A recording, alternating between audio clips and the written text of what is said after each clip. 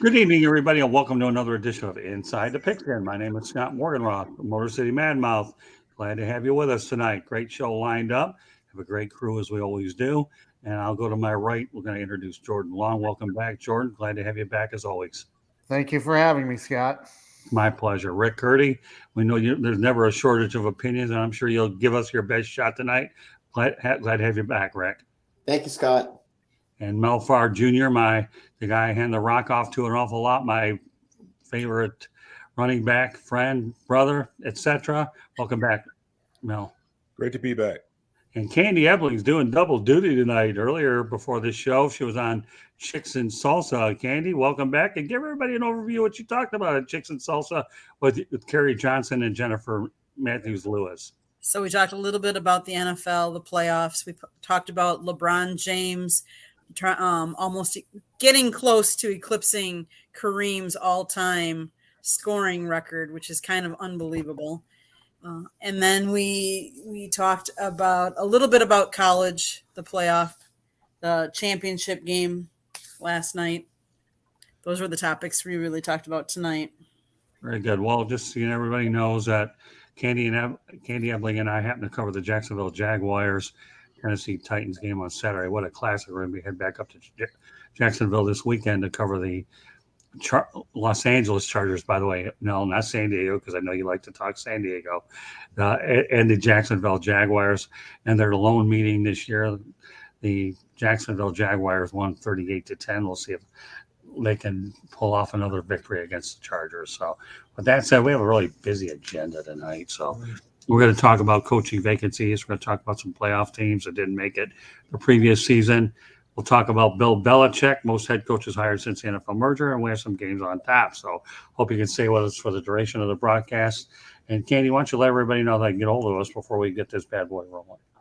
So if you haven't subscribed to us yet, that little red button down in the lower right corner, please hit subscribe, and you'll get all of our different broadcasts. If you'd like to listen to us, we're on iHeartRadio, Apple, Spotify, Google, or wherever you get your podcasts. And then if you have show ideas, please email us, southfloridatribune@gmail.com. And our website is www.southfloridatribune.com. Thank you very much, Candy. All right. Topic number one, coaching vacancies. I'm going to break them down one by one. As it stands, we only have 5 to talk about. I'm not asking you guys to predict where they're going to wind up. We'll talk about the 5 major ones that come to mind. And how do you not start with the Houston debacle? 2 one-and-done black coaches, David Culley and Loviesmith, are gone, and I think that's such a really, really, really bad look. Mel Farr, I know, to me, it's just one of those things that who wants to go to Houston at this particular point, Mel? I don't know. I mean, that's a dumpster fire. Yeah. You don't get an opportunity to put your program in place. I mean, it takes a little time for a turnaround, especially when you're talking about a team like Houston and what they did. They traded away their franchise quarterback. You had no real quarterback. I think you had Davis Love or whatever the guy's name is that they had in there at quarterback, and then I think they had somebody else. I can't think of his name, but they're devoid of talent so many places. But the one thing Lovey gave him. I guess Lovey kind of gave him the finger on the way out by winning that game, so that they didn't get the number 1 overall pick. So at least he left out of there on a high note. But we know Lovie Smith can coach. That's one thing we know now. The coach they hired last year, I didn't understand that one at all. I'd never heard of the guy before. It's great that he got the opportunity. Obviously, I'm happy for him to have the opportunity. But but you really need to give the guy a real chance to turn around the program. You look at what the coach with Detroit, look how they performed last year. A lot of people were scratching their heads that he came back, Dan Campbell, that he came back, and you look at what they were able to accomplish this year, and you have to say, patience pays off. And that's one thing about the Lions I can say is they do have a little bit of patience, although they probably didn't show as much with Jim Caldwell, but that's another story for another day. Right. But it's an unfortunate situation because we know Lovey can coach. He took the Chicago Bears to the playoffs with Rex Grossman as their quarterback, and to the Super Bowl rather. Right. With Rex Grossman as a quarterback. So we know he can coach. He just needs an opportunity to be able to put his program into place. So I don't know who would want that job. You'd have to be insane to take that job. And so we'll have to see what comes of it. I mean, that place has been a dumpster fire ever since the old man passed away and left it to his son. So we'll have to see what happens. Yeah, Bob McNair. Yeah, that's true. It really has been. Hi, Will Vogel. Thanks for tuning in. I agree. All right, Jordan, turn it over to you. I will say that the Houston Texans are just dysfunctional. I mean, like Mel said, you have Loviesmith, you have the other guy. You fire him after 1 year, that's not going to cut it. You need to at least be there for 2 to 3 years. Especially, I know that Bob McNair passed away, but it's just so dysfunctional. I know Loviesmith can coach, like Mel said, but again, who wants that job? It's probably the worst one in the NFL in terms of NFL jobs. Yeah, it's one of 32. But again, how much power is the head coach going to have? It just seems like if you have another bad year, you get fired. It's just such a dysfunctional franchise. Well, 11-38-1 doesn't help the case either. So the next person walking into that hornet's nest, good luck to them. All right. And speaking of hornet's nest, the guy that lives in an area where there is a Hornets basketball, we'll turn over to Rick Curdy. I just don't understand this organization, what they're doing. Why do you hire coaches and fire them after 1 year? To make it worse, they're both African American, and the NFL is bad at hiring minority coaches. So I don't understand this at all. It makes absolutely no sense. Coley was last year. They fired him after 1 year. He had no Deshaun Watson. You bring Loviesmith, who's a great coach. You fire him after 1 year. I don't understand what they're doing. It's mind-boggling what's going on there. And I don't care who you are. No coach should go there. Harbaugh, Payton, all these coordinators, stay away from Houston. It is absolutely poisoned with incompetency. Candy? Where do I start? I mean, how do I follow all you guys? It's the same old story. Like what, one and done like that. That's to graduate and to go into like the NBA or like a different sport. Come on, not a coach. Your coach has to take. It takes time to build rapport and to really gel with the players and to get them to buy into your system. You can't just come in and say, I mean, let's face it. Nathaniel Hackett, he did an awful job in Denver. Like, I mean, I'm speechless because really, I just don't understand anyone going in and taking a job that you have everybody set in place, and then you want them to mold to your way of doing things when the last person did it some way different. You're not talking about 15-year-olds or you're talking about grown men that already have their kind of set in their ways. You know, they have a style that they're good with. And if you're not a coach that can adapt to the players, you're never going to be successful. You have to learn how to adapt to them, but yet get them to buy into your system and how you want to run things. Well, Mel, you're right. Okay. Loviesmith let the Texans know that, I don't like you anymore. And it was okay to play to win the game as another guy that I won't mention because he's in my doghouse to begin with from last week. But I will tell you one thing, whether they have the first or second pick, there's no reason why the Texans can't get a franchise quarterback, considering there are some good ones out there with the second pick. Whether anybody were to trade up over them to Chicago to get their pick, depending on what they do with Justin Fields, another story. I do believe the Texans will get their franchise quarterback, but that to me is an absolute mess. Stay away from Houston, even though somebody's going to get it. And for the next coach that does get it, I hope he has clauses in his contract about this one and done thing and having enough time to implement their program, because right now what we've seen is a first-class peril with the Houston Texans. So I wanted to lead off with this topic because I think that as I saw it occur, to me, it was an absolute joke that this organization could be run like a Mickey Mouse operation. I thought that Mickey Mouse and Donald Duck were located in Orange County, California, Disneyland or Disney World, but not in Houston. But we'll leave that for another night. So with that said, we have 4 other vacancies I want to get to, and some of these will be a little simpler than the Houston one. Carolina Panthers, Steve Wilkes is in my opinion, the only choice. He's 6-6 as an interim guy. But the thing, I'm going to lead off with this one because Steve Wilkes made more in-season changes than I've seen many interim guys get the opportunity to do in season. Yes, okay, Christian McCaffrey was traded to the 49ers, and they made a few other changes. Don't care to get into it. It's not necessary. But I think, to me, Jennifer Lewis actually asked me today when we were talking what my odds are of thinking that Wilkes will get the job. I said 50-50 or 60-40 in favor of Wilkes because there are some good candidates out there. So I didn't want to quite give him the job. I mean, the Rooney Rule's already there, and they'll probably bring in one or two minorities as well just to make sure that the hiring process is fair. But to me, I don't think there's any other choice but Steve Wilkes. This is an absolute no-brainer. With that said, okay, Mel, give me your take on the Carolina Panthers. Yeah, I mean, I think Carolina played very, very tough for Steve Wilkes. He didn't get much of an opportunity out there in Arizona, as we know, and he seems to be a good coach. I think because this is a copycat league, and there's teams like your Buffaloes, Kansas City, teams that put up a lot of points. Even Detroit, I mean, they put up a lot of points, but they're not very flashy.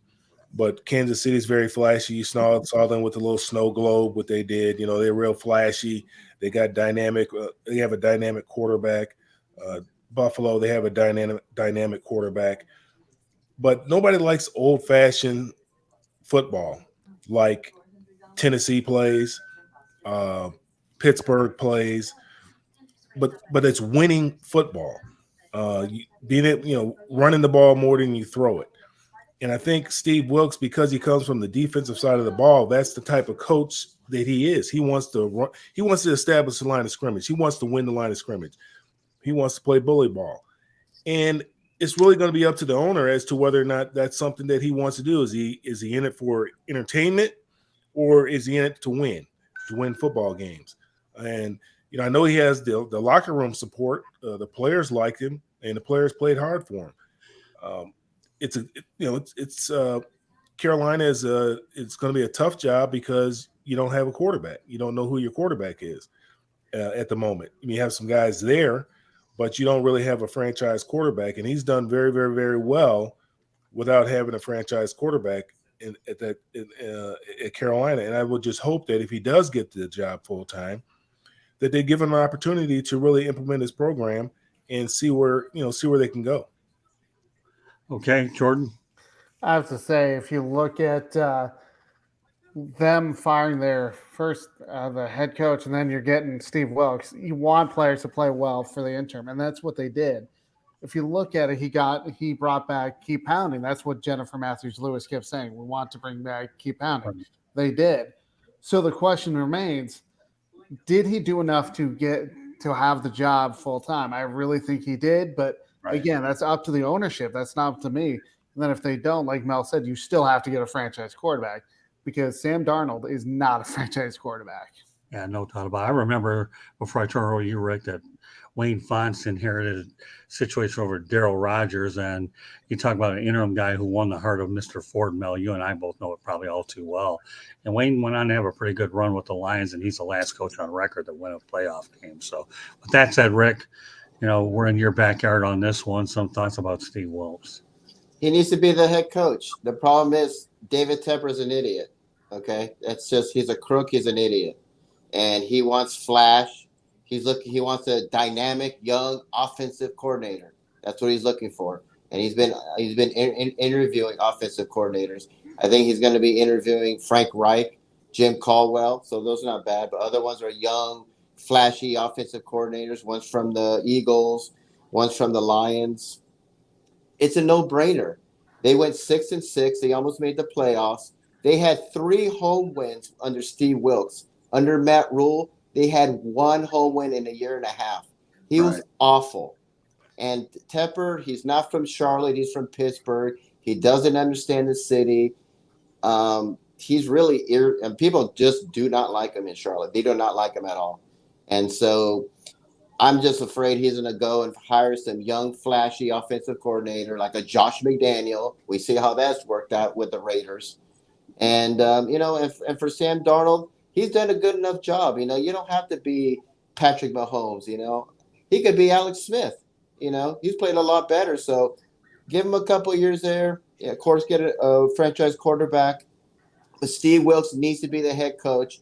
Everybody here in Charlotte wants him. He's from Charlotte. He went to school in Charlotte. He was there. You know, he knows all about the DNA of the Panthers, and he's bringing that back. So we want Steve Wilkes here. We don't want Sean Payton. We don't want Harbaugh. We want Steve Wilkes in Charlotte. Didn't he go to the same high school as Jerry Richardson? I believe so, yeah.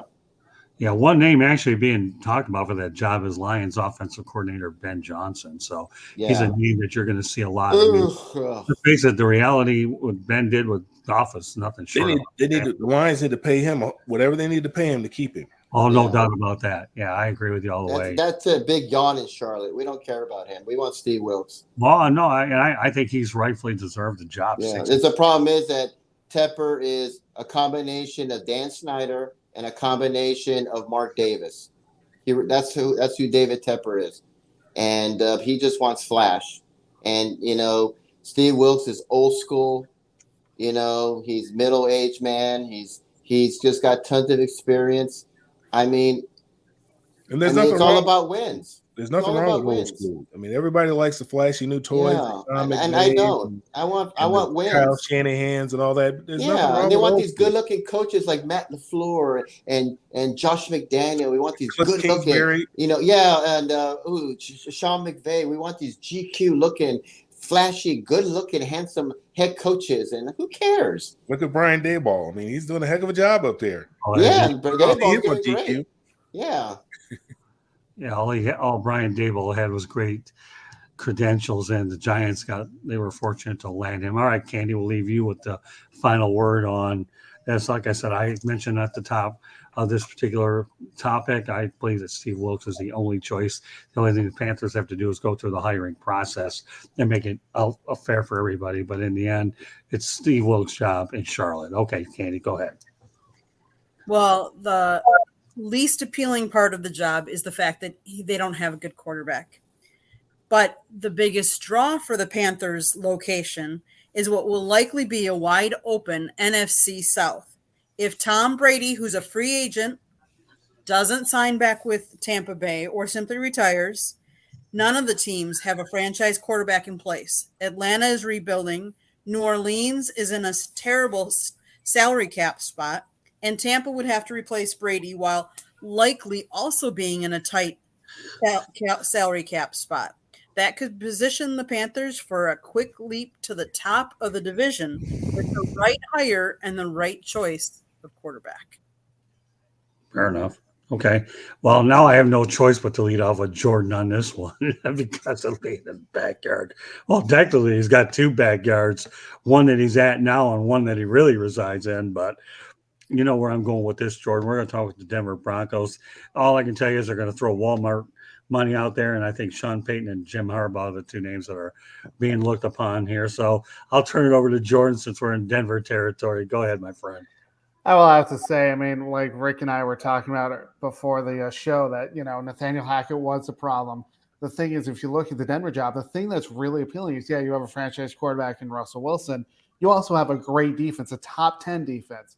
So if we can get an offensive line here in Denver to protect Russell Wilson, we'll be fine. The thing is, though, they've talked to Jim Harbaugh. All you need is to give him a blank check. I would love Sean Payton because Payton knows how to work with, Drew Brees, who was a franchise quarterback, an older quarterback. The problem is what's the compensation going to be? I don't know because we don't really have that much. I believe we have first-round picks that the Niners gave us. Then we have like a third, a fourth, fifth, and a sixth. That's not going to be enough. But the fact is we do have Walmart money. We can give the Saints a blank check or even Jim Harbaugh a blank check. The thing is, though, if we don't go after those guys and they say, oh, no, we don't want them. I would agree with what Scott said before the show. Dan Quinn, he has a head coaching experience. I do think the ownership group of the Walton Penner Group is going to look for someone who has head coaching experience. We don't want to go the route, which we've done the last 3 times, is a coach with no head coaching experience. Yeah, but you know what, though? I'm going to say this before I turn over to Rick. if you even consider going with one there's only one name, and I've been saying it for the longest time, and I've learned to be consistent. I wonder who you think who do you think? Eric Bieniemy. The enemy, that a boy, Jordan, you learned it well with the GMGA. Great minds think alike. I swear to God, there's hope for you in broadcasting after all. Just kidding, you're there, brother. But no, Eric Bieniemy would be the guy who obviously played at University of Colorado. Is that correct? So I think if you're looking for a local Rocky Mountain hire, this would definitely be it. But I agree with you with the choices that you're looking at. I believe Dan Quinn was considered for the job a year ago, wasn't he? He was a finalist. Right. So I don't think you can go wrong with any of the hires. Sean Payton, he's chomping at the bit to turn Russell Wilson's career around. Jim Harbaugh obviously has done unbelievable things at Michigan. And Dan Quinn, I think, falls into the Tommy Lasorda category because God delays does not mean that God denies. And if that doesn't work out, bring in Eric Bieniemy, for gosh sakes. I think he'll be all right. And you've only seen him twice a year at Kansas City. And I think we can all say that Kansas City is pretty good. All right, Rick. Well, we've been talking about how these coaches get one shot and they're fired by Houston and how that's not fair. This was fair with Nathaniel Hackett being fired because he was incredibly incompetent and way over his head. Nice guy, horrible coach, great offensive coordinator. Anyway, they're going to go after Sean Payton and Harbaugh. They want the big splash. I don't think they have the compensation to do it. They got the money, but the New Orleans wants some draft picks, and they gave a lot of draft picks to get Russell Wilson. So I think they're going to go the Dan Quinn route. I think he'll be the next head coach. He does have a connection with Russell Wilson in Seattle. So I think I think Russell will be fine. I blame this all on Nathaniel Hackett. And I think they'll be better. They could be the Cinderella team next year if they get the right coach. Look at Jacksonville. They were the laughingstock last year. Look what they've done in 1 year. Already playoffs, division champions. I can see that with Denver. I would not be surprised if they get the right head coach. I don't think they can go wrong with either Payton or Harbaugh. But I think Dan Quinn will get the job, and I think he'll do a great job in Denver. And, Rick, before I turn over to Mel, I like the fact that you tied Dan Quinn to Russell Wilson with their Seattle thing. And there's a little bit of intrigue there. More so now because I don't believe when he interviewed for the job they had Wilson, if I don't recall correctly. They didn't. No. Yeah, so that's a great connection, Rick. Thanks for bringing that. All right, Mel. Lock. Yeah, well, there you go. Okay, there you go. So go ahead, Mel.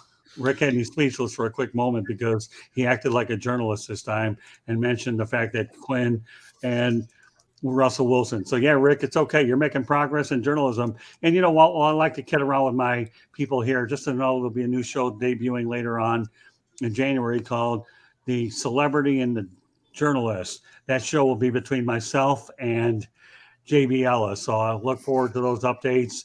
And either Candy Ebling or Jennifer Matthews-Lewis will be moderating at one or both. We'll see what happens. But JB Ellis and I differ on this one, and that's why it's going to make it what we consider another hit between Sideline Sports and South Florida Tribune. All right, Mel, give me your take on the Denver situation. Well, I mean, you talk about Dan Quinn. Dan Quinn, the negative side of that is that Dan Quinn also knows Russell Wilson, that he knows Russell Wilson, and he knows what they were talking about in the building in Seattle about Russell Wilson, about what he can do and what he can't do. So he knows what Russell's capable of, and also knows the things that the negative things that might have caused Seattle to part ways with him. I think that I like Jim Harbaugh. I've always been a Harbaugh fan. I'm not a Michigan fan, but I do like Jim Harbaugh. Right. And I like what he did at San Francisco. Like what he did at Stanford. Like what he did at San Diego when he was at San Diego. I mean, the guy's been a winner everywhere he's been. Everywhere he's gone, he's been a winner. Stanford was irrelevant when he took over that program, and he left them and they became relevant. San Francisco was a dumpster fire when he got there, and he took them to numerous NFC championship games and to the Super Bowl. So, and obviously Michigan, we know what kind of state the program was in when he took it over, and he's been to the college playoffs twice now, and he's beat Ohio State the last couple of years. So I'm a Jim Harbaugh guy. He can turn that program around. There's no question about it. The thing, having Russell Wilson there is great, but I think the thing, Jim likes to run the football, and I think that'll be good for Russell because there won't be so much pressure on him. all this let Russ cook stuff that needs to go away. Russ just needs to operate within the offense. I don't think that Russell Wilson is the type of quarterback at this time in his career that you can say that he can carry a team. He needs a team. He needs a supporting cast. Everything gets better when you have a run game. All of a sudden, the offensive line is a lot better. All of a sudden, your wide receivers are better, and your running backs are better, and your defense is better. Your defense is fresh and not out on the field all the time. So I think that would be good. Now whether Jim wants the job or not, that's going to be the determining factor. But from everything I hear, that ownership group likes him. They're willing to pay him whatever they need to do and to pay him. The only downside to it, I believe, would be him playing him being in the AFC conference where he'd have to square off against his brother in the AFC conference. I think he would rather meet him in the Super Bowl as opposed to meeting him in a championship game. But I like Harbaugh to Denver. All right, Candy, you got double duty on this. You got Mr. Vogel wants to ask you a question about Green Bay, and then you can talk about the Denver Broncos. Which way are you going first, Candy? You're going to go with Vogel, or are you going to talk about Denver?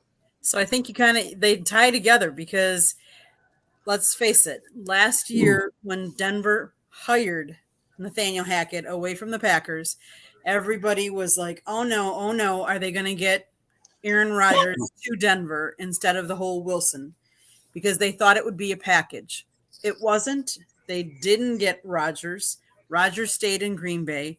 Rodgers has had one of the worst years he ever has had in the NFL. So the question is, would Matt LaFleur bring Nathaniel Hackett back and revise that offense? I think it's definitely possible. Honestly, I think Green Bay needs a lot of help. I think they need to let Barry go as well and bring in Jim Leonard. So bring in Jim Leonard and bring in Nathaniel Hackett. Sure, why not? Give him a chance. He's a good offensive mind. He just isn't a good head coach. He's not ready. So do I think Denver? I think Denver's a good place to go. I do not think Russell Wilson is over and done with. I remember when he came to Wisconsin and played his last senior year at Wisconsin and the excitement he brought. He's not, like Mel said, though, he's not a guy that can carry the whole team on his back. He needs the supporting cast. So do I think Harbaugh could go there? Of course I think he could go there. Do I think he could be successful there? Yes, I do. Dan Quinn? Yeah, I think he could be successful and he'd be a good candidate as well. The Walmart group, they can shell out what they want they could outbid just about anybody. So I think they just have to decide which candidate they really want, which one they think is going to be successful as well with who you have there now as well. I like the logistics of the way the Walmart group is really showing the aggressive nature that they'll make a change and they don't care about it. That's what you need. Pat Bowlen died. The franchise was in great shape for many, many years. They brought on John Elway, delivered him a Super Bowl, brought in Peyton Manning, but they haven't been relevant the last few years. So the fact that you have new ownership now with a fresh look and a big checkbook doesn't hurt either. So Jordan and I pretty much summarized our thought, and Rick Curdy was playing journalist tonight, so that's okay, Rick. You'll be have an opportunity to play journalist a lot more times than what you did tonight.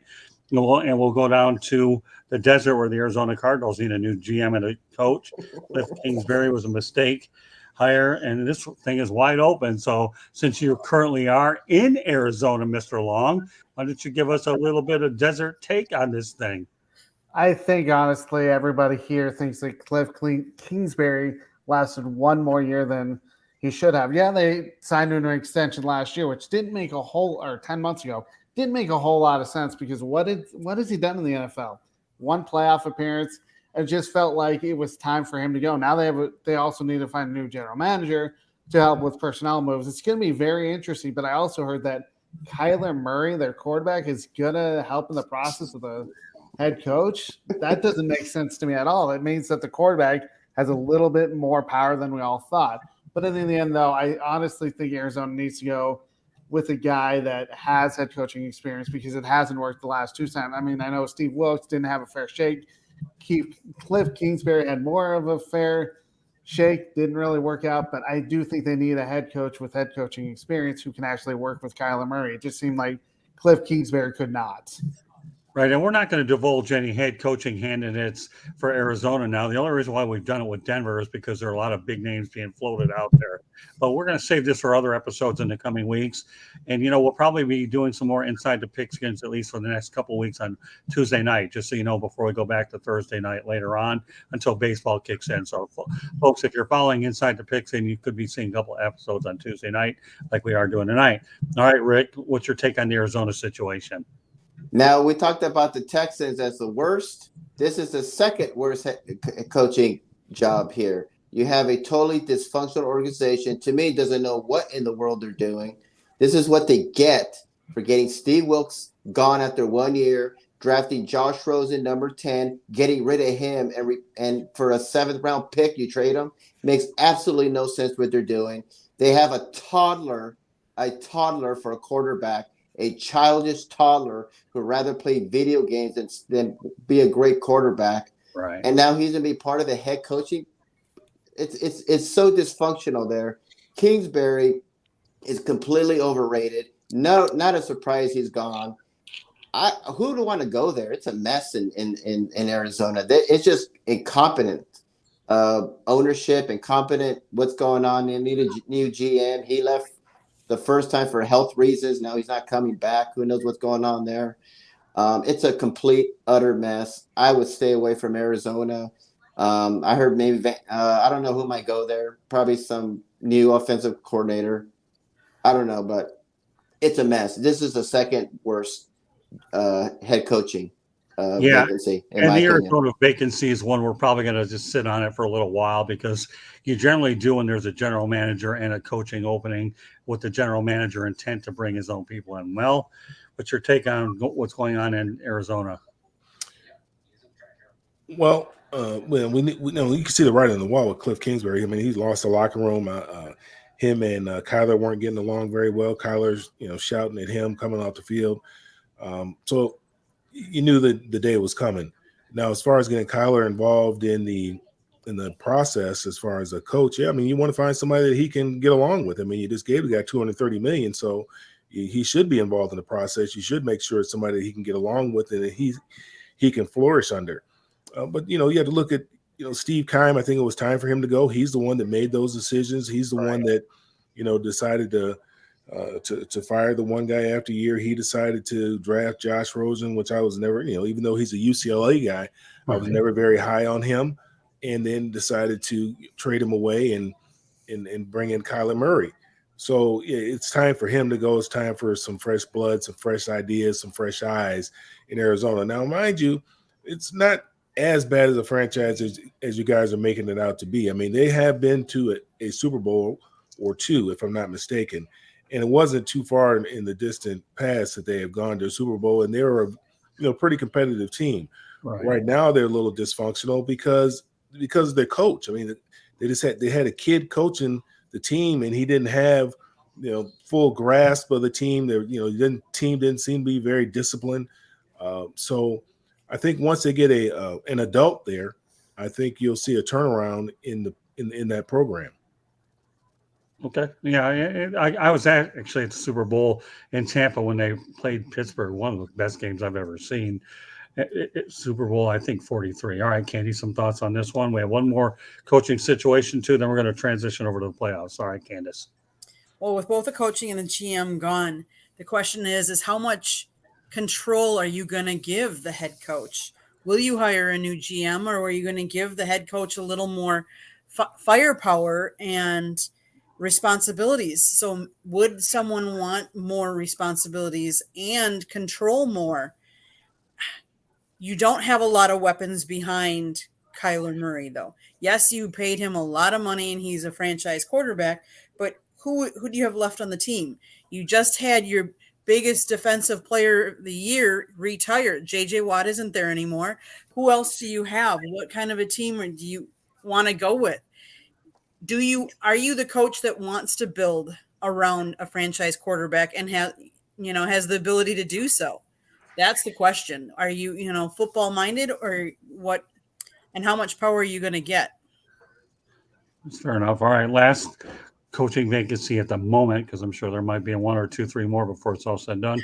Indianapolis Colts. Will Jeff Saturday continue to coach on Sunday? I don't think he's going to be on Monday night for a while, but all right, we'll turn it over to you, Mel. What do you think about Jeff Saturday? As far as whether he should get the job, Yeah, whether he should be retained or not, or where do you think this head coaching search is going? yeah, I don't think a lot of people really put he the needs blame on him. to go back into broadcasting. Okay. I mean that's it, short and sweet. Okay. It was a failed experiment, put it like that. Okay, fair enough. Jordan?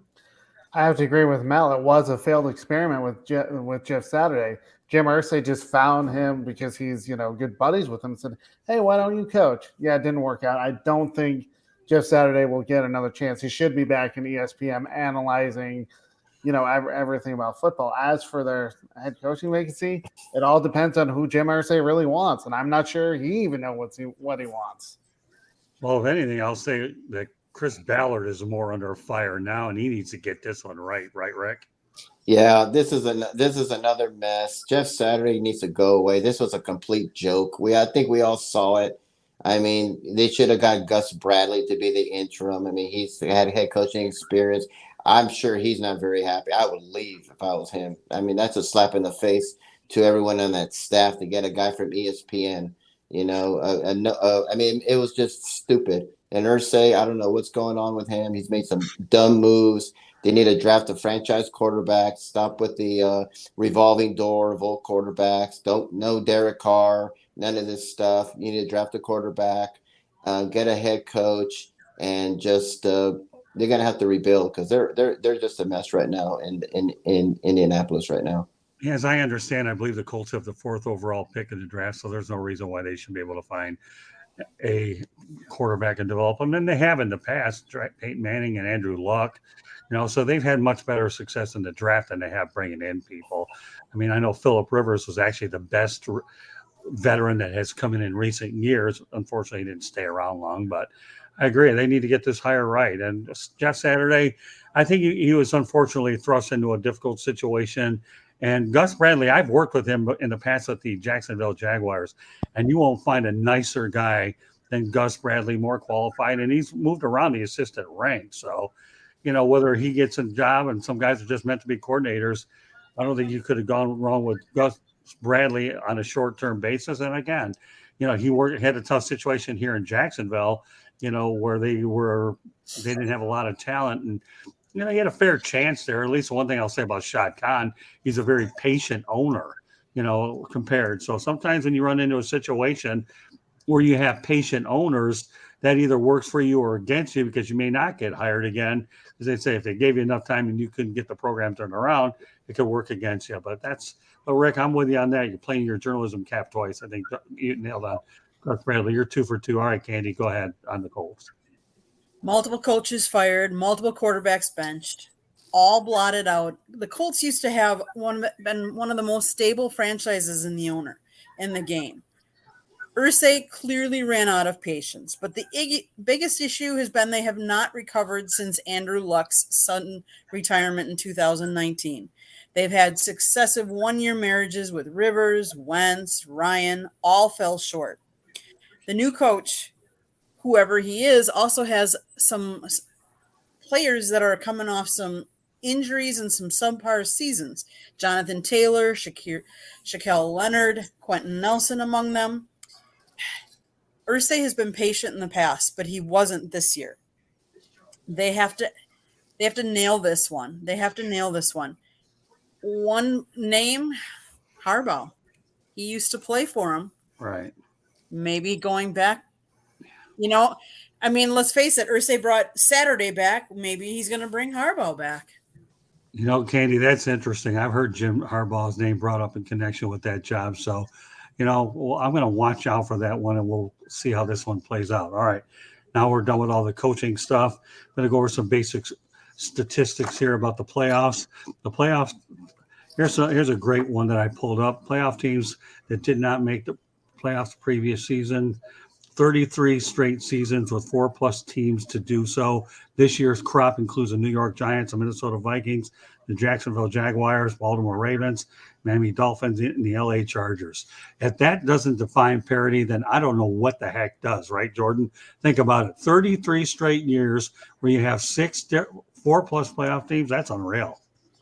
It's very interesting that, you can't, if you don't make the playoffs the one year, that still means you can make it the next year. It's definitely parity, but it's a copycat league. You find out what works, and especially free agency. I mean, free agency has definitely changed the game because every team has a salary cap to go out and get free agents to improve the team. Look at Jacksonville. I believe they had the most salary cap to use, and they did it wisely, and they found pieces to put together. But still, just because you don't make the playoffs one year doesn't mean you can't make it the next year. All you have to do is build a better team with free agency. It's a really interesting stat that you brought up. Well, what's interesting about the Jacksonville situation, and we mentioned this last week, that Byron Leftwich didn't want the job because they didn't want to work with Trent Baalke. How'd that turn out? Bringing Doug Peterson.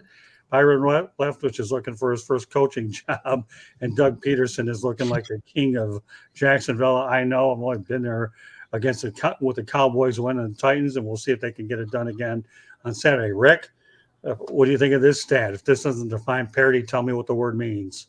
I think it's fantastic to see the Giants back. I'm so happy for Jacksonville. I'm a huge Doug Peterson fan. I've defended him so many years. Even the Eagles. I mean, you have Eagles fans so happy for Jacksonville.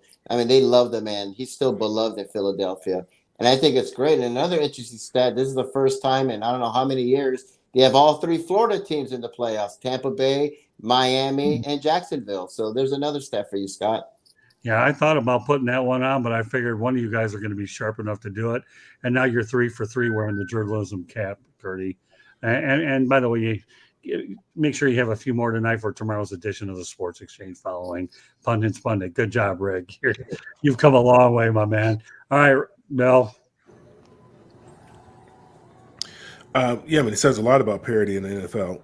And I think it's good, that you had that the New York Giants are back in the playoffs. I think that's good for the game, good for the league. But it also, when you have teams that are on their rookie quarterback, you see how you're able to spread that money around and, have some depth. And you need to take advantage of the opportunities when you do have a quarterback on that rookie contract like Jacksonville does.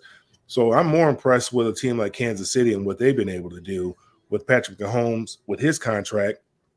And they find this guy Pacheco or whatever out of Rutgers. I mean, this guy here is just, the Kansas City. I mean, it's just like plug and play. I mean, you thought they lost like 1,600 yards with Tyreek, but yet Mahomes goes out and throws for more yards than he's thrown for in his career. He set a record, I think, for most scrimmage yards. He broke Drew Brees' record for most yards from scrimmage in a year.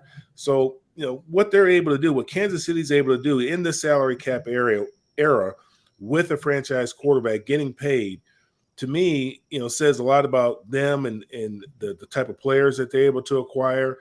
Andy Reid as a coach.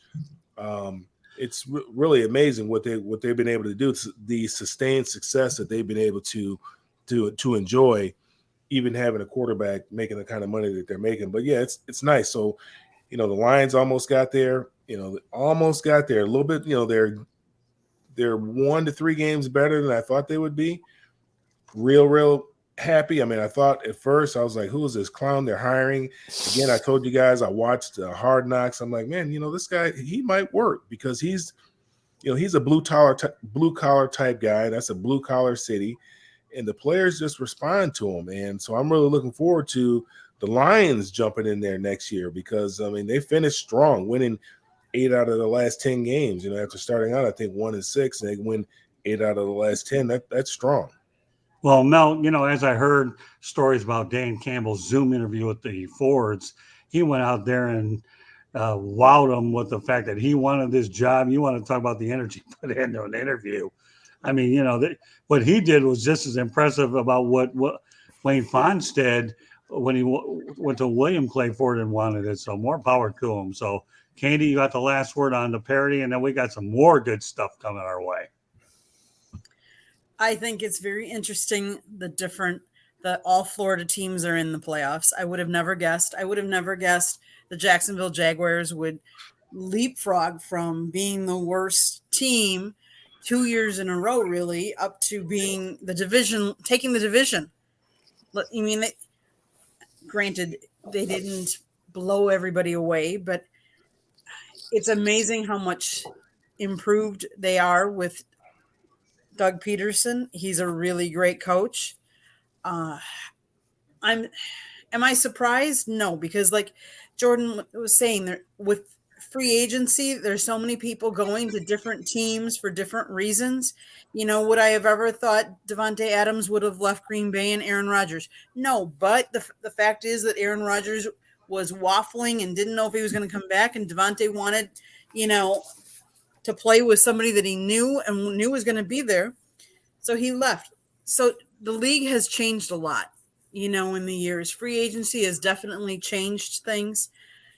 I think some teams, some players have maybe too much control. And when I say that is, I think Aaron Rodgers exposed a lot with the Packers, because let's face it, without Nathaniel Hackett, they were horrible this year. He's a prima donna, and I think that the stars I think people need to emulate more like Tom Brady. Let's face it, Tom Brady took pay cuts to get more people around him so that he could go places. When he went to Tampa Bay, he brought people with him.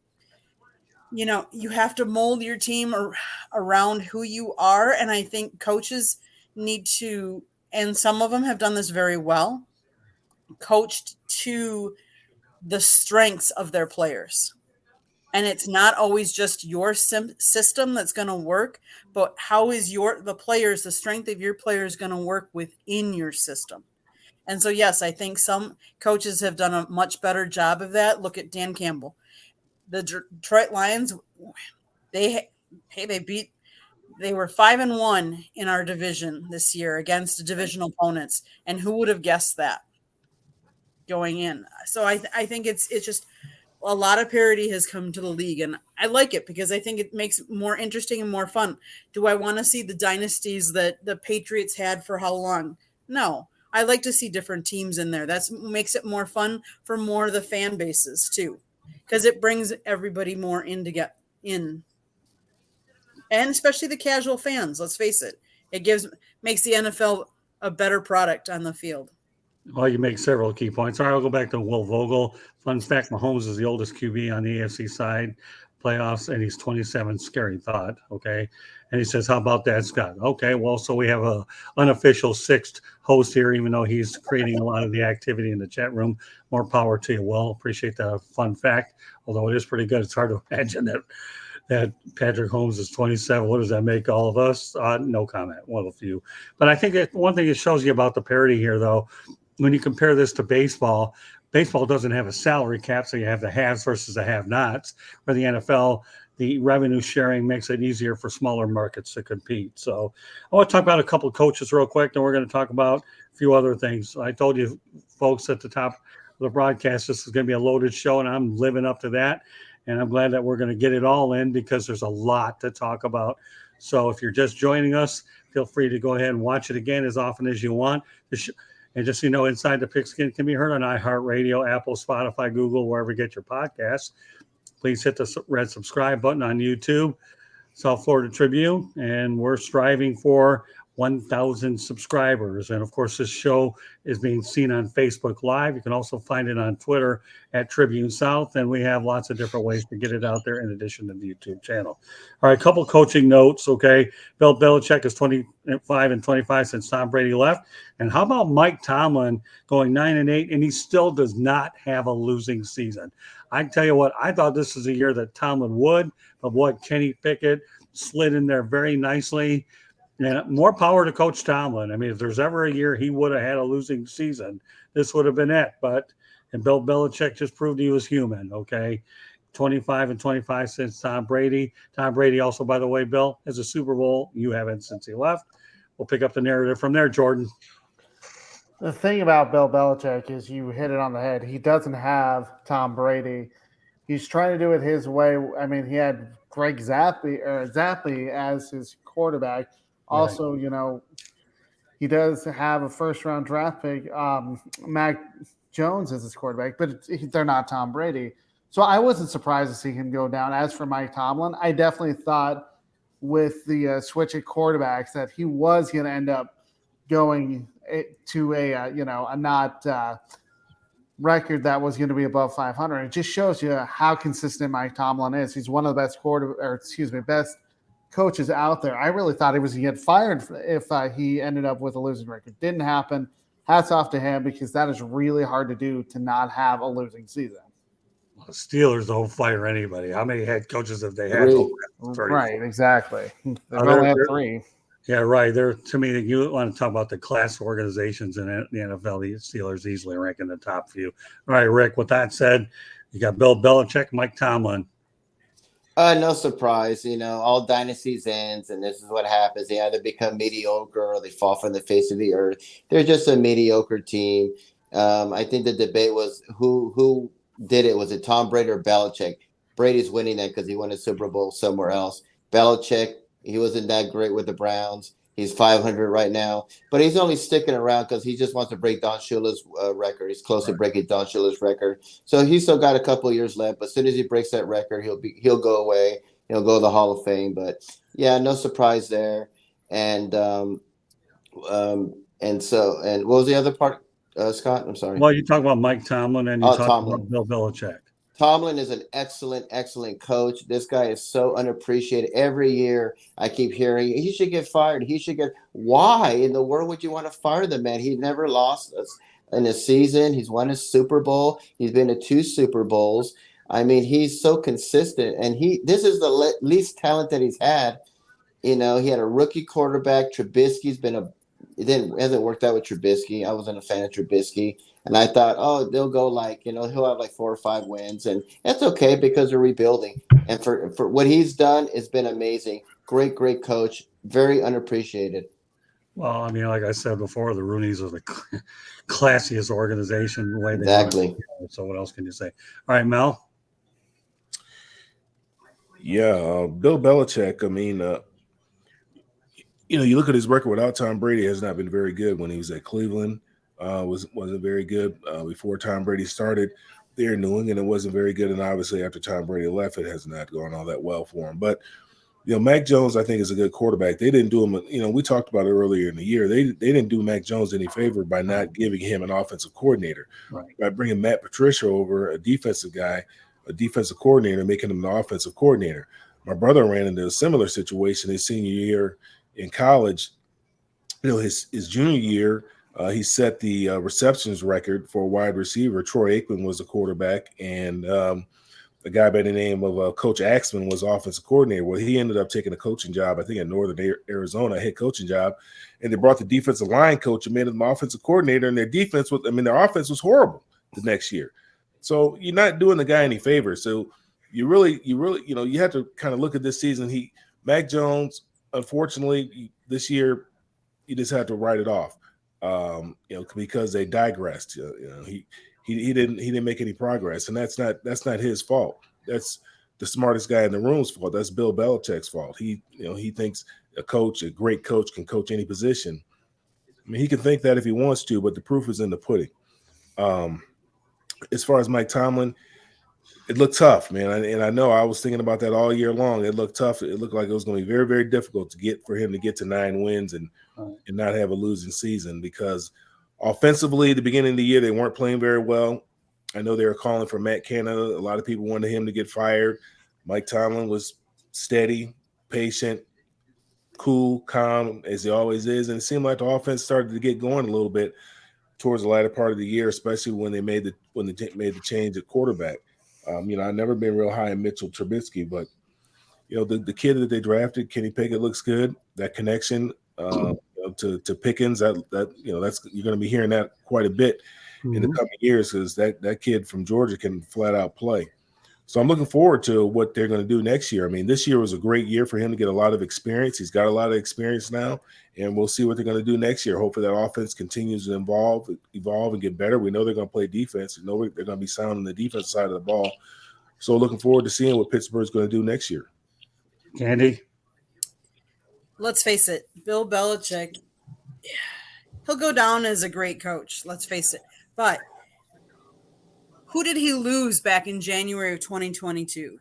Josh McDaniels, who was his, longtime sidekick, and who also took some more of the coaches away from Belichick. Belichick only had one of his offensive coaches left from a couple of years ago. So you take all those, you bring in new guys, you have a second-year guy in Jones, you bring in Bailey Zappi, who's a brand new, and yet you have two offensive coordinators. Like, who's calling the plays? Who's developing everybody? And one of them is a defensive guy? Come on, really? You can't do that to rookies. Yeah, maybe a seasoned quarterback that you've had for a long time can handle two different guys calling the shots, but not young guys. They need stability. We've talked about how we thought Matt Stafford over at the Lions, when he kept having different offensive coordinators and stuff like that, all that consistency or lack thereof really affected his play. The same with Bill Belichick and his coaching tree. He hasn't had a lot of success in the coaching tree. Now, as far as Mike Tomlin, kudos to him. Kudos to, to having a winning season, somehow finding a way to, once your star quarterback, Ben Roethlisberger, who you've had for how long, retires, and you bring in other guys, and you got to win. You learn how to play within the system, and you teach your guys to play within the system. Kudos to him. Yeah, I mean, I agree with you, Rick. Again, Belichick is there to get the record from Don Shula, and he's done, period. Yep. And what can I say about Mike Tomlin? I mean, the guy is that if you can win with this group, the future looks bright in Pittsburgh. All right, well, we'll stay on the head coaching theme a little bit, but this one's a very interesting stat that I pulled that I had no choice but to incorporate here, considering where we're going. But the most head coaches hired since the NFL merger. You ready for these numbers? These will stagger every one of you. The Browns have had 21.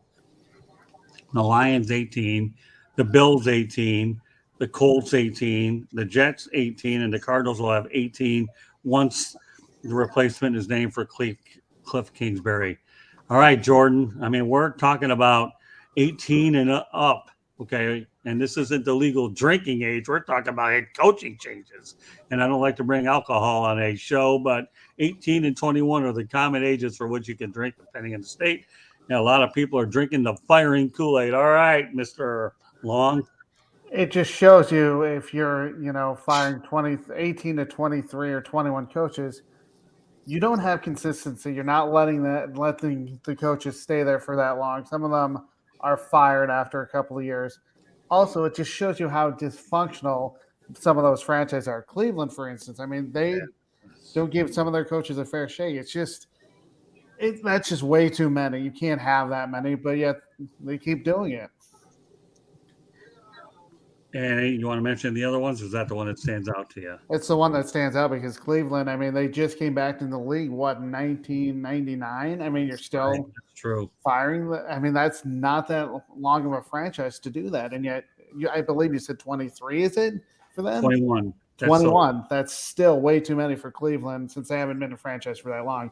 The other ones have been franchises for longer, so it doesn't surprise me with that. But with Cleveland, it really does stick out. Hey, Rick? I blame this. The blame for all of that is the ownership. They're the ones. That's their teams, and we've seen disastrous ownerships with the Browns. We just seen inconsistency, hiring people 1 or 2 years, firing them, and then you still got to pay them to the rest of their contract. Like the Cardinals, for example, they gave Kingsbury an extension, they fired him. So they still owe him for like 2 or probably 3 years. So he can sit on his behind for 2 or 3 years at home, and you still get paid. I mean, it's all ownership. The ownership, that's their team. They hire the people. They put the people in place, and that just shows you the dysfunction. And we talked about a team like the Steelers, who've had 3 head coaches. Who Mike Tomlin probably would have been fired like 3 or 4 years ago if he was with the Browns or some other team. But because the Steelers are so consistent and so patient, and he's never had a losing record. So I blame all ownership on that. Okay, Mel? Yeah, I mean, I'm with Rick on that. I mean, that's a poor reflection on ownership. I mean, you have to look in the mirror. Somebody made those hires or somebody approved those hires. So if you're allowing your GM to make those hiring and firing decisions, then you hired that GM that's making those bad decisions. So it really is a reflection, like everybody said, it's a poor reflection on the franchise. And we know, being Detroiters, that our ownership prior to the current ownership, and William Clay Ford was very patient, but unfortunately didn't do a very good job of hiring coaches all the time, and that's one of the reasons why we're one of the only franchises that have not been to a Super Bowl. Right. So, hopefully, like I said, with the daughter in place right now, and with the people that she's got around her that's helping her and aiding her and advising her, that we'll see a change in that. But you have to be patient with some of these guys. You hiring and firing, it's kind of like getting married and getting divorced because you see a cute girl. That's not the deal. I mean, the grass isn't always greener on the other side of the fence. Sometimes if you water and nurture and fertilize your grass, it can be just as green as your neighbor's grass. So and you can see that these owners aren't taking heed to that memo that the league sent out that I talked about a couple of weeks ago, about these salaries that they're paying for these front office personnel and all these coaches. I think it's over $1 billion in salaries that they're paying the front office personnel and head coaches and coaches that are no longer employed by these folks.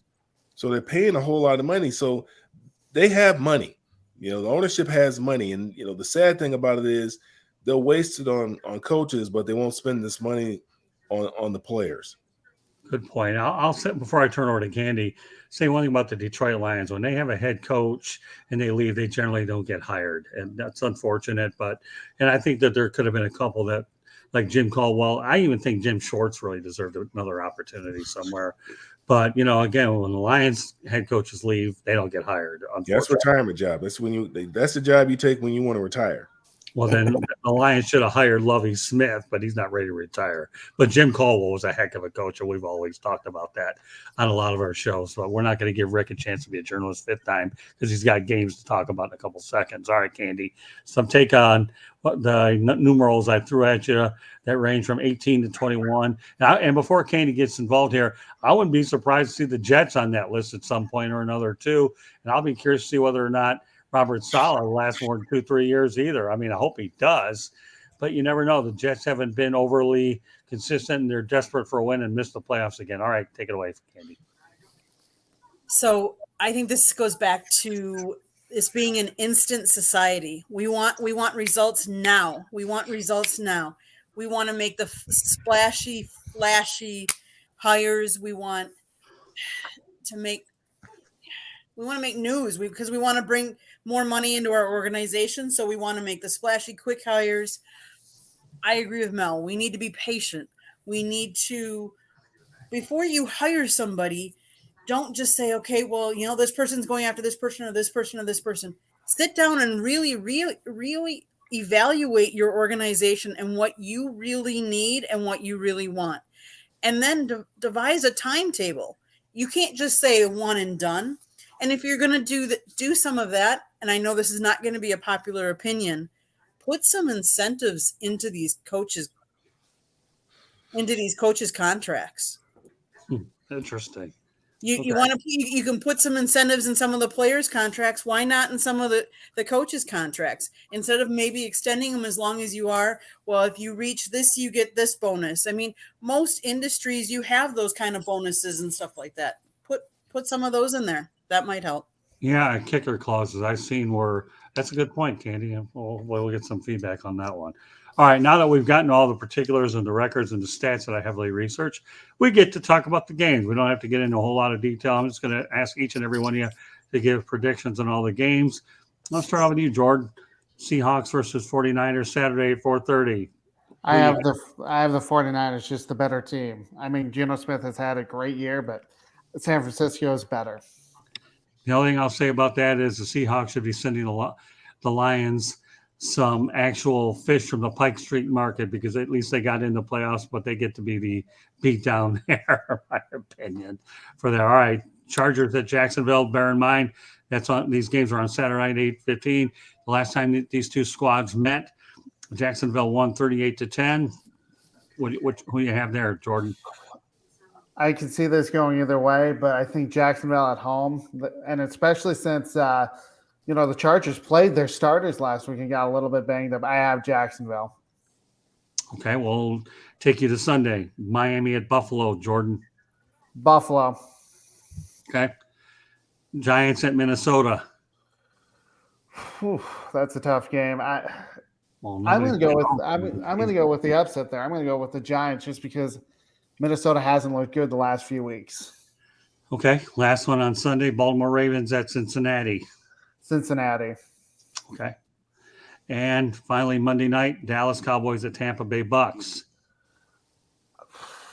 I think Dallas is a better team. I like their offense and their defense over Tampa Bay. Sure, Tampa Bay has a Tom Brady, but I got to go with Dallas. Okay, we'll turn over to Rick.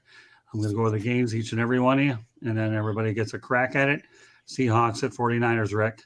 49ers, they're red hot, and Seattle's a nice story, but Gino's turning back into a pumpkin again. I see 49ers winning easily. Okay. Chargers at Jacksonville, Rick. Oh, I love Jacksonville. What Doug Peterson has done has been truly amazing to me. He's my coach of the year in the NFL. I like Jacksonville. Okay. On the Sunday, Monday, Miami at Buffalo. Buffalo in a rout. Miami just way inconsistent, and they have no quarterback. And Buffalo's just a way better team. Giants in Minnesota. I'm going to go with Giants, like what Jordan said. Minnesota is a fraud. They start out red hot and they look really bad. And I like what Dable's doing. He's another candidate for coach of the year. So I like what the Giants are doing in an upset. Baltimore Ravens, Cincinnati. Cincinnati. Joe Burrow looks great. Cincinnati looks good. He looks like he's going to be the next quarterback there in the next 15, 20 years. And Cincinnati's really good. Finally, Dallas at Tampa. I'm going to go with the upset here. I guess Tampa, Tampa's got the losing record, but they're hosting it in Tampa. Dallas, I'm sorry, they choke every single first round. Dak is not a franchise quarterback. Dallas will lose again in the first round. All right, on you, Mel. The drill, Seahawks at 49ers. 49ers. Okay. Chargers at Jacksonville. It wouldn't surprise me if Jacksonville won this game, but I'm gonna go with the Chargers. Okay.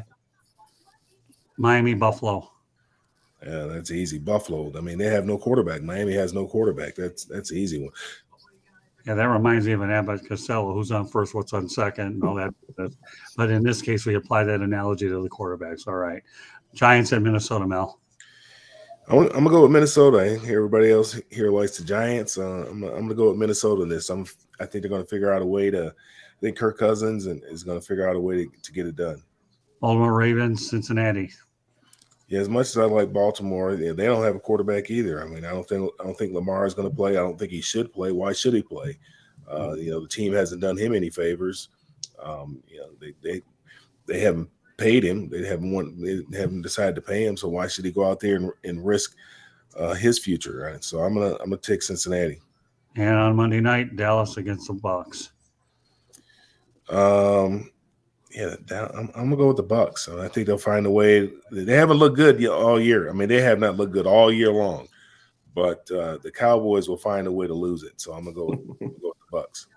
All right, Candace, you've had time to listen to everybody, and then I'll get the last word in on that, and then everybody has parting shots.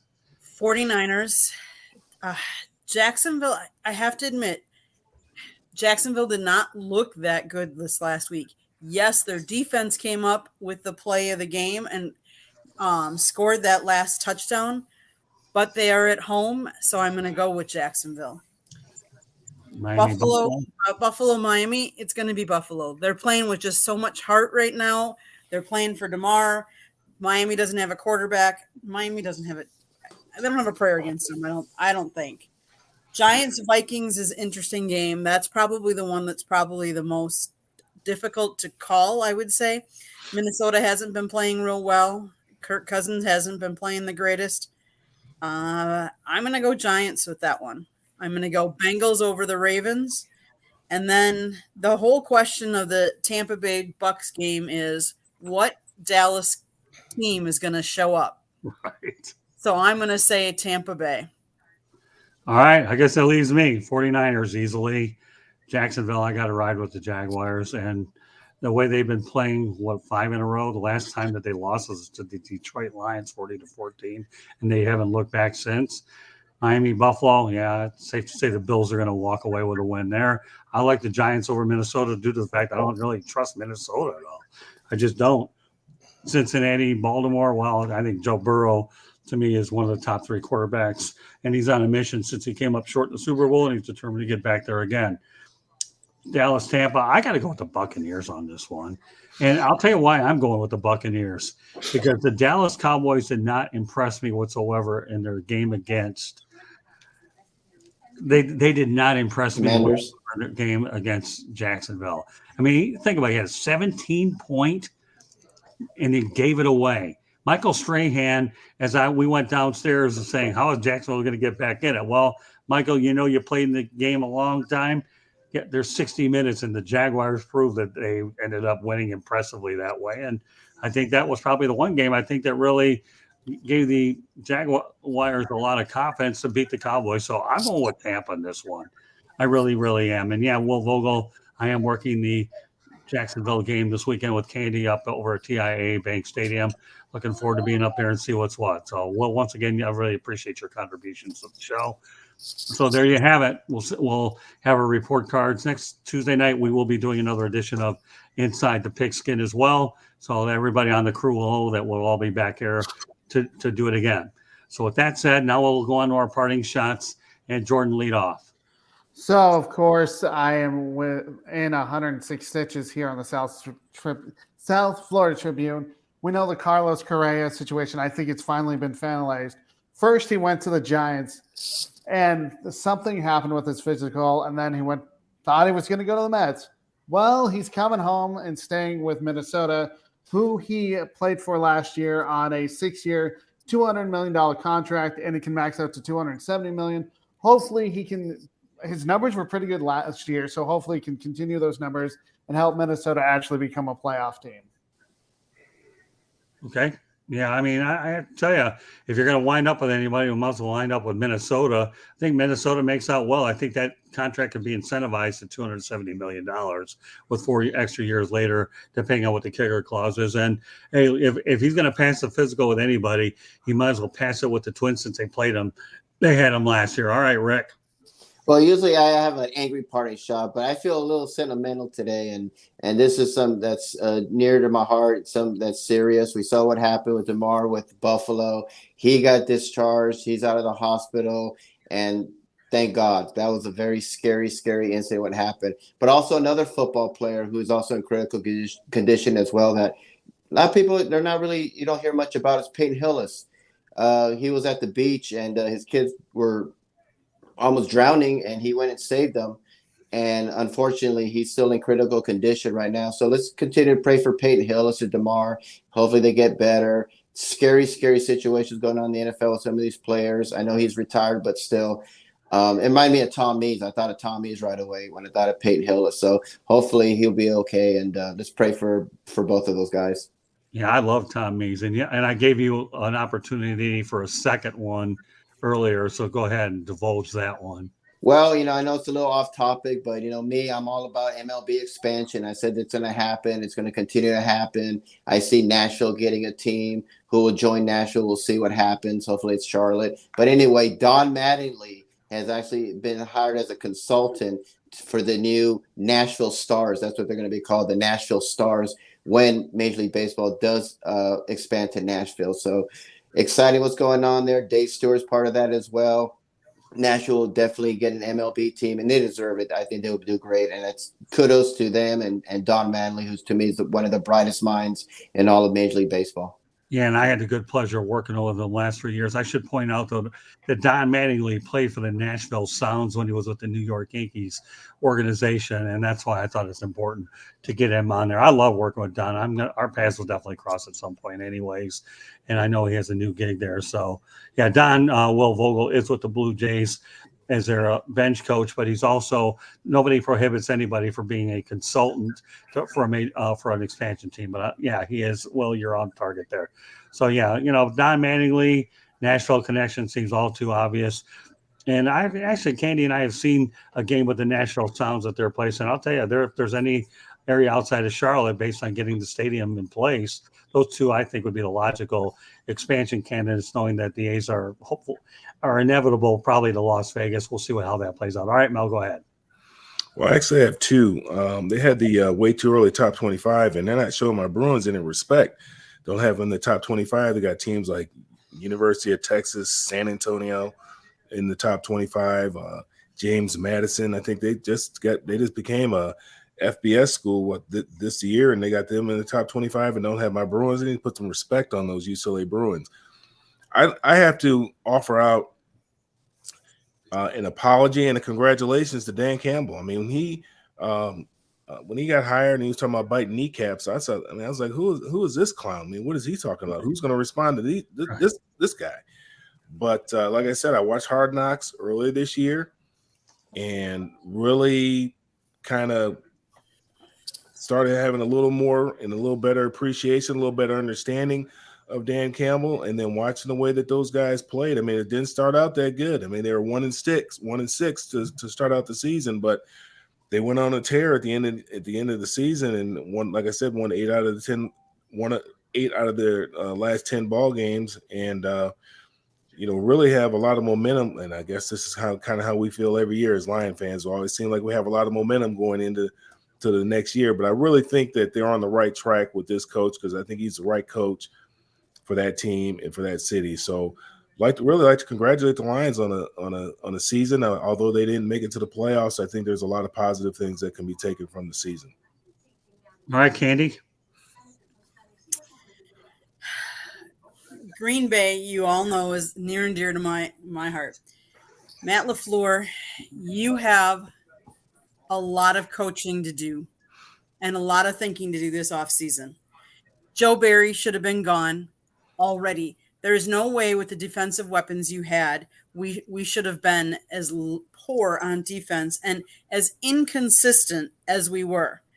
And then to have a rookie be ejected out of 2 different games this season tells me that you don't have control and you haven't coached your rookies.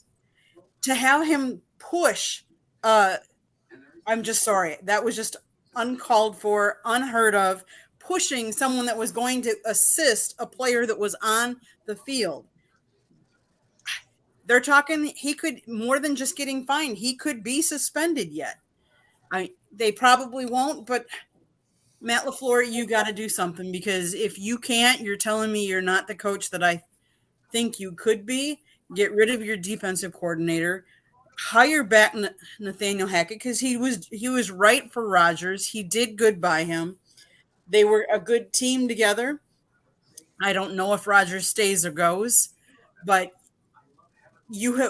Green Bay Packers have wasted a really good quarterback to think that we've only won 1 Super Bowl. And if you think about it, we've had both Brett Favre and Aaron Rodgers, and we've won how many Super Bowls, or even been to how many Super Bowls with those quarterbacks? 18 years, Rodgers. He's the longest tenured player for one team in the current modern era that has stayed with the same team. And to answer your question, they won 2. 1 for Rodgers, 1 for Favre. Correct. My parting shot, and I deliberately avoided this as a topic because I thought the NFL stuff we had was strong. The college football playoff got what they deserved. Georgia 65, TCU 7.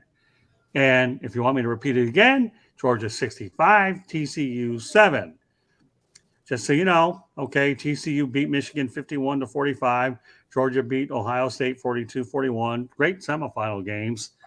And I understand what they were attempting to do is to get something different, and they didn't want to replay the Michigan-Ohio State. But boy, if hindsight were 2020, when you look at this Final Four, maybe that Michigan-Ohio State rematch wouldn't have looked that badly in the college football playoff. And then Georgia could have beat the daylights out of TCU earlier, and then Georgia would have either had Michigan or Ohio State. So the only thing I'm going to say about it is good riddance to the Final Four. Hello to the college football playoff when they expand by 12, because I have never seen a sport more flawed than college football.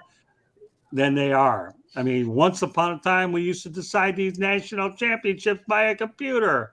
That wasn't good enough. We do it with an opinions. You don't have enough participants.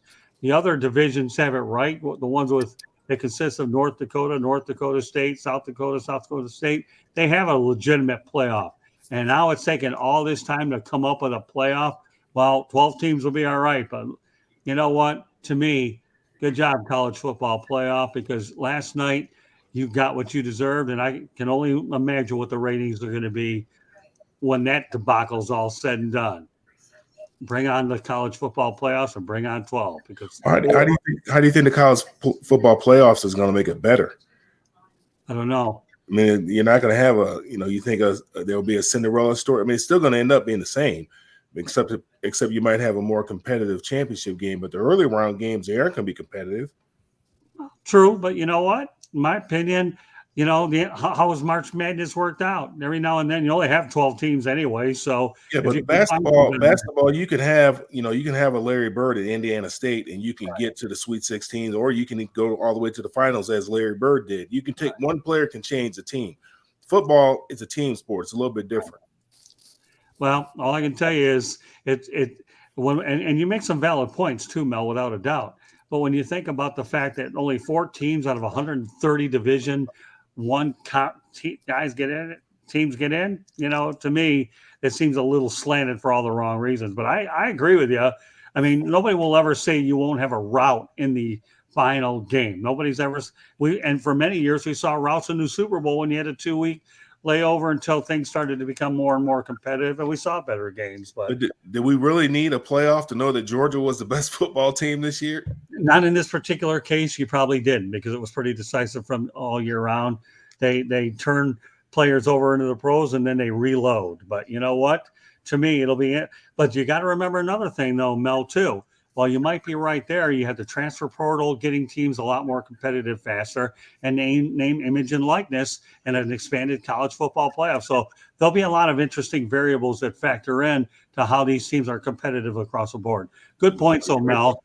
The rich getting richer. Well, yeah, it's all about money. That's all I'd rather see 12 anyways. And again, America got what they wanted. Georgia 65, TCU 7. The best part about it was we had Fire Up Michigan last night, so it didn't matter. I didn't have to watch it.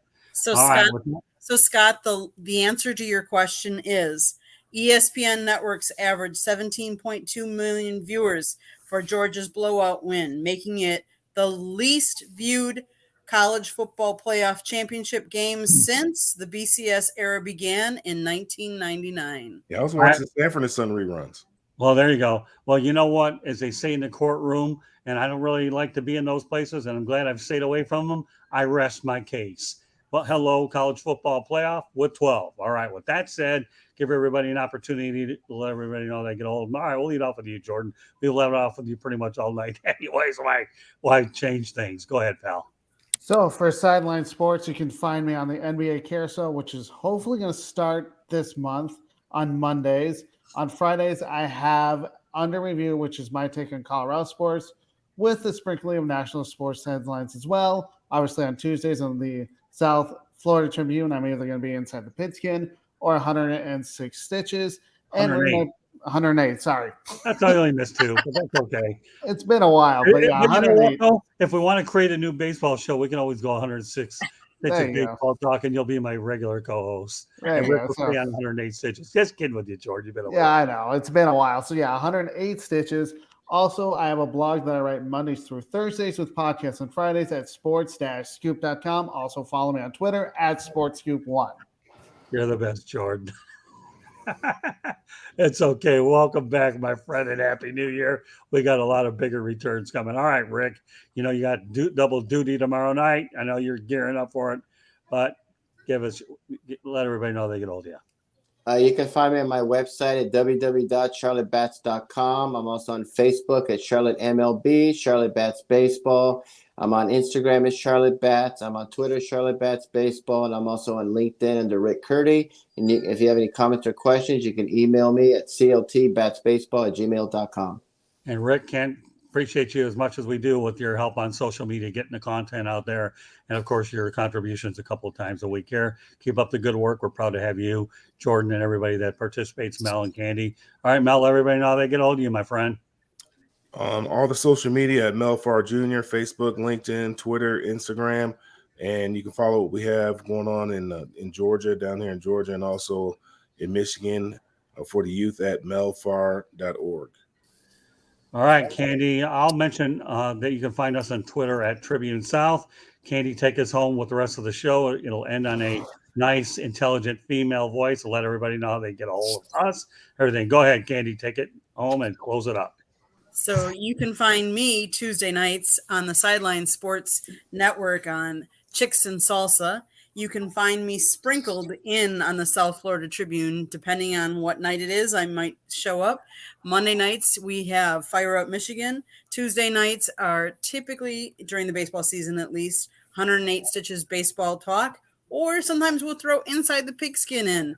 We have Sports Exchange. We have No Limits coming, and what other ones do we have?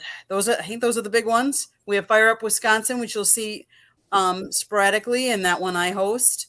You have Fire Up Florida. We really would like you to subscribe to our YouTube channel at South Florida Tribune, and we're striving for 1,000. Help us get there. And if you like to listen to podcasts, or you're driving home and you want to listen to us, you can find us on Google, Apple, iHeartRadio, or wherever you get your podcasts. If you have ideas for the show, you can email us at southfloridatribune@gmail.com. Our website is www.southfloridatribune.com. If you want to advertise or sponsor this show or any of our shows on our network, please call Scott at 954-304-4941. Thank you. Great job, Candy, as always. Great job to each and every one of you. We're proud of the contributions that you make here, as well as the people that participated in the chat room as well. Everything is greatly appreciated. So what else is there to say? I hope you enjoy your football week. We always enjoy the magazine style type of show because that's our main objective, is what you learn and what you get out of what we try to bring to the table. So just so you know, folks, Inside the Pigskin will return next Tuesday night, not Thursday. So stay there with the updates that we'll have them on Facebook, as well as all the social medias that Candy divulged. So on behalf of Jordan Long, Rick Curdy, Mel Farr Jr., Candy Ebling, my name is Scott Morganroth, the Motor City Madmouth. Thank you for joining us on this edition of Inside the Pigskin. Have a great week, everybody. And coming up on South Florida Tribune YouTube channel tomorrow night, we have the Sports Exchange. But prior to that, we're going to have Pundit's Pundit with Jacob Christner and company. So we have a doubleheader tonight between Sideline Sports and the South Florida Tribune. And then Candy and I hit the road for Jacksonville later in the week. Take care, everybody. Have a great night. And thank you very much for joining us.